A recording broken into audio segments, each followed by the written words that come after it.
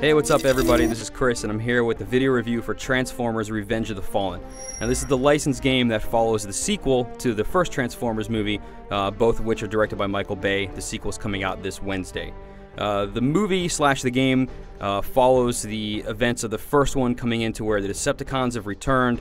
Big surprise, Megatron's back. You start hearing about the Fallen, what to whoever that might be. You know, you'll kind of see in the movie. I don't want to spoil anything for you here.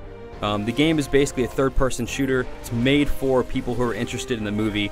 Unfortunately, I don't think that if you're not a huge Transformers fan, you're going to find a whole lot to like here. But, you know, for those people, maybe just running around and shooting stuff is enough.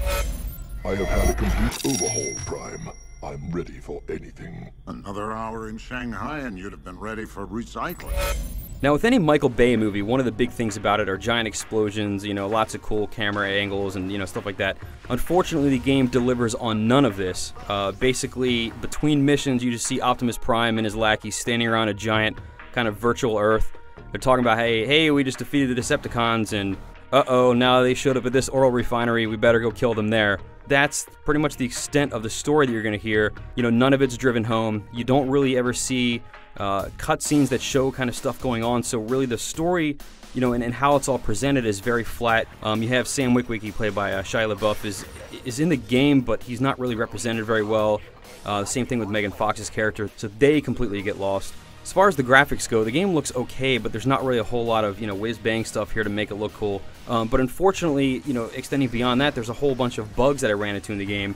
There was one mission where I'm supposed to be escorting a caravan, and one of the Jeeps just kind of stopped there. I was playing multiplayer once, the game just full-on crashed on me, so, you know, there's not really a whole lot of polish to it. There's not really a whole lot of, you know, cool, you know, explosions and things like that you'd expect to see in a, you know, Michael Bay adaptation. The game allows you to choose between either playing on the Autobot or Decepticon side, but there's honestly not too much difference between playing the two because the missions are pretty much all the same.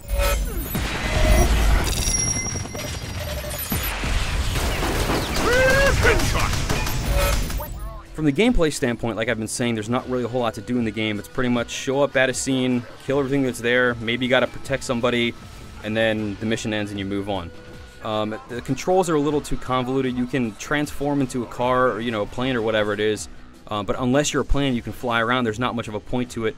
Like I've saying, the controls are convoluted, so like if you transform and then hold down the jump button and then release the transform, then you do a jumping transformation, and I don't understand why you don't just press triangle or Y or something to transform and then press it again to go back. Instead, you have to hold the same button that you would shoot, and, you know, that whole setup doesn't really make any sense. But beyond that, the melee system, which was a big part of the first game, is kind of pointless here because as soon as you start punching one of the enemies, they just transform and drive away. The AI is generally horrible. If it's just standing on top of a building, it'll just straight shoot at you.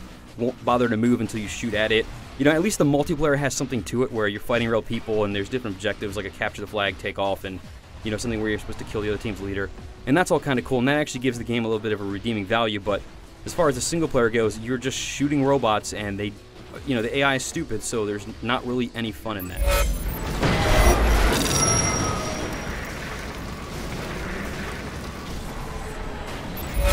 Now, overall, Transformers Revenge of the Fallen is basically a game for people that want to get in, just shoot stuff and not really, you know, experience a story, don't really worry about, you know, anything kind of crazy like that.